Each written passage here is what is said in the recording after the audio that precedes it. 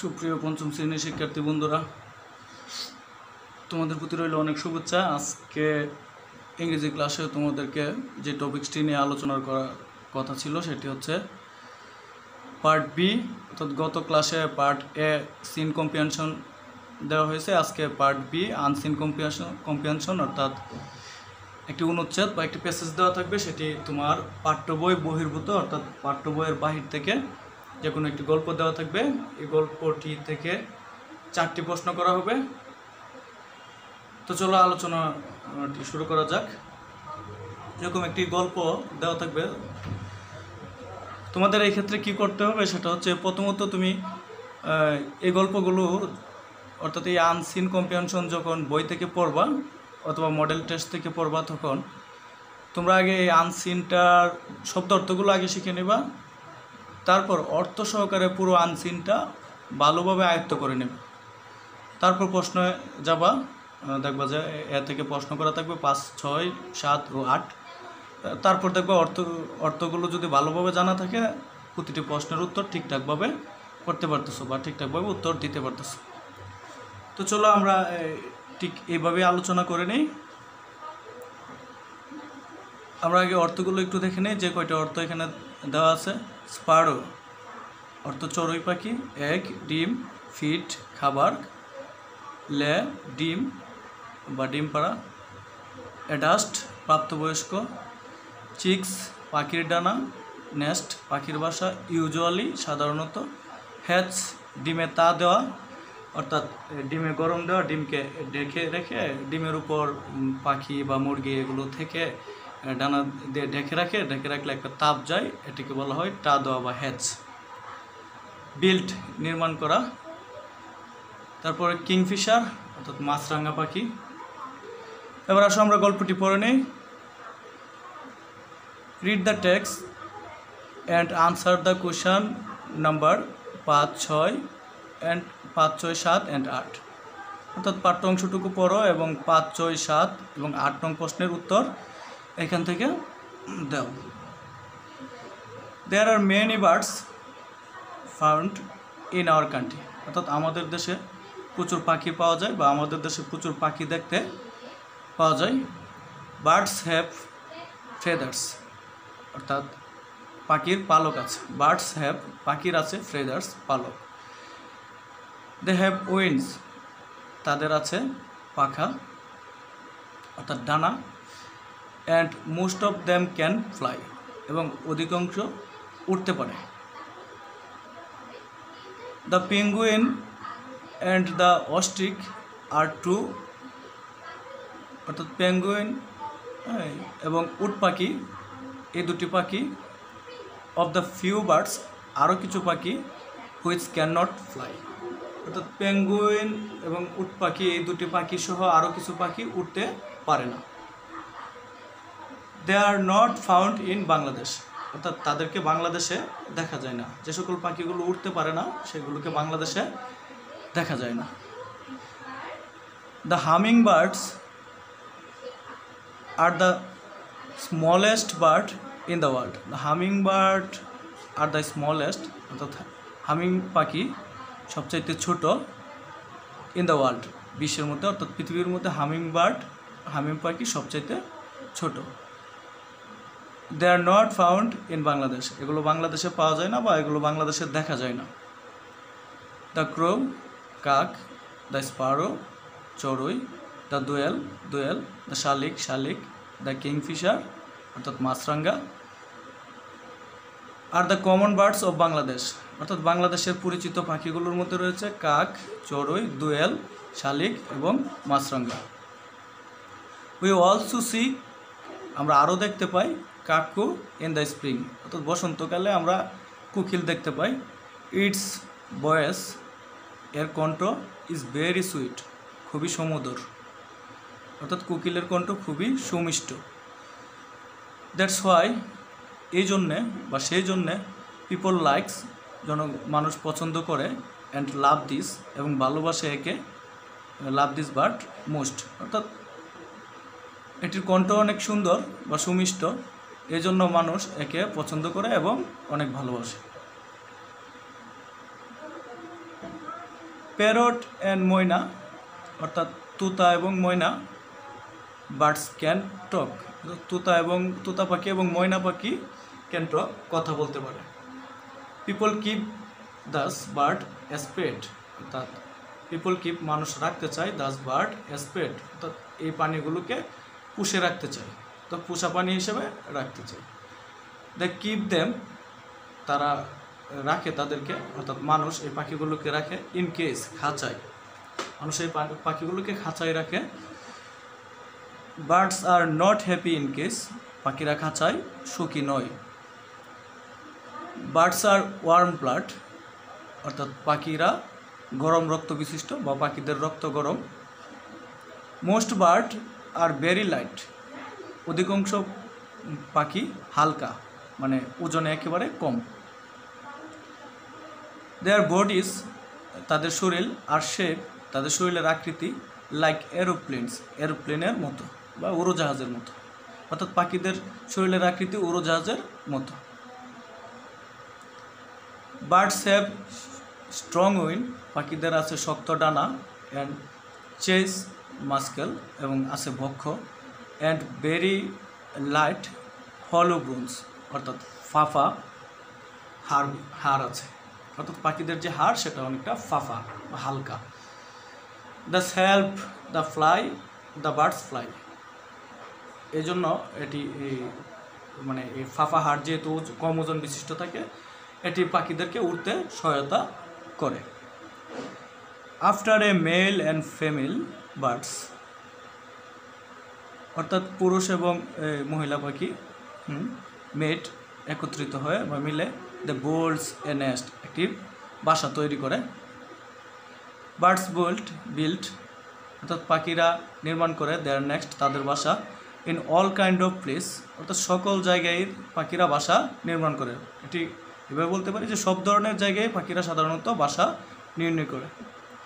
Usually, সচরাচর বা সাধারণত, the nest are high up the trees, অর্থাৎ তারা সচরাচর গাছের উঁচু ডালে বা উঁচু গাছে বাসা বেঁধে থাকে।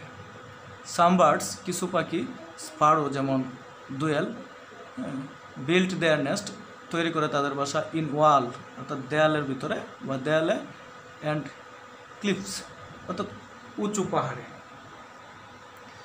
দ্য কাকু does not build a nest, অর্থাৎ কোকিল বাসা, মানে তাদের নিজেদের বাসা তৈরি করে না। দ্য ফিমেল কাকু, অর্থাৎ মহিলা কোকিল, লে হার এগস, অর্থাৎ পারে তার ডিম, ইন ক্রো নেক্সট, অর্থাৎ কাকের বাসায়, অর্থাৎ কোকিলের নিজস্ব কোনো বাসা থাকে না বা নিজস্ব তারা বাসা বাঁধে না। তাদের যখন ডিম পাড়ার সময় হয় তখন এই মেয়ে কোকিলটি কাকের বাসায় গিয়ে ডিম পাড়ে। হ্যাঁ, কোকিল অনেকটা দেখতে কাকের মতো। মোস্ট বার্ডস লে 2 or 3 eggs, অধিকাংশ পাখি 2টি অথবা 3টি ডিম পাড়ে। Eggs have to be keeped warm, অর্থাৎ তাদের ডিমগুলোকে তাপ দিয়ে রাখতে হয় বা গরম রাখতে হয়। সো তাই ওয়ান অফ দ্য বার্ডস, তাদের মধ্যে একটি পাখি, সিট অন দেম, অর্থাৎ এই ডিমগুলোর উপর বসে থাকে তাপ দেওয়ার জন্য বা তা দেওয়ার জন্য। সোন দ্য বেবি বার্ডস হেজ, তাড়াতাড়ি যেন বাচ্চাগুলো বেরিয়ে পড়ে বা বাচ্চা ফুটে পড়ে। দ্য চিক, অর্থাৎ পাখির বাচ্চা, আর ইউজুয়ালি ব্লাইন্ড অ্যান্ড বেল্ট, অর্থাৎ সাধারণত পাখির ছোট যে বাচ্চা ফুটে, ছানা ফুটে, তারা অন্ধ হয় এবং অসহায় থাকে। They have to be feed, অর্থাৎ তাদেরকে খাদ্য দেয় by of the adult birds, অর্থাৎ বৃদ্ধ পাখিরা, প্রাপ্তবয়স্ক পাখিরা তাদেরকে খাদ্য দেয়। এবার আসো প্রশ্নে চলে যাই। এখান থেকে 4টি প্রশ্ন হবে। হ্যাঁ, প্রথম প্রশ্নটি থাকবে 5 নং হিসেবে, এটি থাকবে ফিল ইন দ্য গ্যাপ, অর্থাৎ শূন্যস্থান পূরণ করো। তো এখানে শূন্যস্থানগুলো উপরে একটি বক্সের মধ্যে দেওয়া থাকবে, সেগুলো যথাযথ অর্থ সহকারে নিচে নিয়ে বসাবা। আমি একটি পড়তেছি। উইংস, অর্থাৎ ডানা, সাম, কিছু, এগুলো এই অর্থগুলো পড়ে নেবা। অর্থগুলো পড়ে তারপরে এখানে সেন্টেন্সের মধ্যে যে জায়গাটি শূন্য আছে সেই শূন্যস্থানে অর্থগুলো বসাবা যেন সেন্টেন্সটি সঠিক হয় বা অর্থপূর্ণ হয়। তো আমি পড়ে নিই। Our national birds is the, অর্থাৎ আমাদের জাতীয় পাখি হচ্ছে দোয়েল। দোয়েলের আরেকটা নাম হচ্ছে রবিন। উই কিপ, আমরা রাখতে চাই, বার্ডস পাখি, এসপেট অর্থাৎ পাখিকে আমরা পুষে রাখতে চাই। তাহলে এখানে বসবে কি বার্ডস, এই যে বার্ডস এখানে বসবে। তারপর বার্ডস সিট অন এগ, অর্থাৎ পাখিরা বসে তাদের ডিমের উপর, egg to keep them warm, অর্থাৎ এই ডিমকে তা দেওয়ার জন্য বা গরম রাখার জন্য। তাহলে এখানে কি বসবে eggs. Dash birds can not fly, তো সাম বার্ড ক্যান নট ফ্লাই, কিছু পাখি উঠতে পারে না। এই লাইনগুলো তোমরা যদি ওই প্যাসেজটি খুব সুন্দরভাবে অর্থ সহকারে পড়ো তাহলে এর সবগুলো মিনিংসই বুঝতে পারবা এবং কোন জায়গায় কোন শব্দটি বসবে সেটি বুঝতে পারবা, সত্য মিথ্যাগুলো বুঝতে পারবা, প্রশ্ন উত্তরগুলো ঠিকঠাক বুঝতে পারবা। We can not C the কাকু ইন, অর্থাৎ আমরা দেখতে পাই না, সি দ্য কাকু মানে কোকিলকে দেখতে পাই না, ইন নেক্সট অর্থাৎ কোকিলের বাসা আমরা দেখতে পাই না বা কোকিলকে বাসায় দেখতে পাই না। তারপর এরকম আরেকটি শূন্যস্থান দেওয়া আছে, এটি তোমরা পড়ে নিবা। তারপর 6 নঙে দেওয়া থাকবে ট্রু ফলস, যেমনটি প্রথম সিন কম্প্রিহেনশনের মধ্যে অর্থাৎ সিন প্যাসেজের মধ্যে থাকে 2 নঙে থাকে, অর্থাৎ প্রথম নংটি থাকে এপাশ ওপাশ মিলানি, এ কলাম বি কলাম মিলানি। তারপর দ্বিতীয় নংটি ট্রু ফলস থাকে। এই আনসিনের ক্ষেত্রে দ্বিতীয় নঙে ট্রু ফলস থাকে, ওইখানেও তৃতীয় নঙে থাকে প্রশ্ন উত্তর, এইখানেও তৃতীয় নঙে থাকে প্রশ্ন উত্তর। তাছাড়া ট্রু ফলসগুলো একটু আলোচনা করে নিই। Most of the birds can fly, অধিকাংশ পাখি উঠতে পারে, true. The name of the world smallest birds is, এটি হওয়ার কথা হামিং বার্ড, তো এখানে দিছে অস্ট্রিচ অর্থাৎ উট পাখি, তো এটি ফলস। যদি এখানে বিগ পাখির মধ্যে উট পাখি দেওয়া যেত। The shape of a bird body, অর্থাৎ পাখিদের দেহের আকৃতি, ইজ লাইক এ এরোপ্লেন, অর্থাৎ এরোপ্লেনের মতো। এখানে লাইক অর্থ মত বোঝাইছে, অর্থাৎ পাখিদের বডি উড়োজাহাজের মতো আমরা গল্পে পড়ে নিয়েছি, এই লাইনটি ছিল, তাহলে এটি ট্রু। দ্য উইং, ডানা অফ এ বার্ড, একটি পাখির ডানা, ইজ উইক, দুর্বল, আমরা প্যাসেজে পড়ে নিয়েছি পাখির ডানা স্ট্রং, তাহলে এটি ফলস। দ্য ফিমেল কাকু লে হার এগস, অর্থাৎ মহিলা কোকিল, লে হার এগস তাদের ডিম পারে, ইন হার নেক্সট অর্থাৎ তার নিজস্ব বাসায়, তাহলে এটি ফলস। এটি সাধারণত ডিম পারে কাকের বাসায় অর্থাৎ crow next. The baby birds can feed itself, অর্থাৎ বাচ্চা পাখি নিজের খাবার নিজে খেতে পারে, এটিও ফলস। তারপর আরও কতগুলো ট্রু ফলস আছে সেগুলো তোমরা পড়ে নেবা। এগুলো বাড়ির কাজ রইল, টোটাল 5 থেকে 8 নং পর্যন্ত বাড়ির কাজ রইল। তারপর 7 নঙে দেওয়া থাকবে প্রশ্ন, যেমন name of the spring bird singing bird, name 2 singing birds of Bangladesh, অর্থাৎ গান গায় এরকম বাংলাদেশের 2টি পাখির নাম লেখো। তাহলে কি লিখবা? The 2 singing bird name is doyel and, আরেকটির জন্য কি, একটি দোয়েল আর একটি হচ্ছে অর্থাৎ কোকিল অর্থাৎ কাকু অ্যান্ড দোয়েল, অর্থাৎ কোকিল এবং দোয়েল গান গেতে পারে। তাহলে বাকি প্রশ্নগুলোর উত্তরও তোমরা পড়ে নেবা এবং শিখে নেবা। তারপর আসো 8 নঙে। 8 নংটা প্যাসেজের সাথে হুবহু মিল না থাকলেও প্যাসেজ অনুসারে একটি চিঠি লিখতে বলা হবে। যেমন ধরো এখানে লেখা আছে সাপোজ, মনে করো you are Aditi or Arif, অর্থাৎ মেয়ে হলে অদিতি, তোমার নাম অদিতি দিবা, আর ছেলে হলে তোমার নামের জায়গায় আরিফ লিখবা।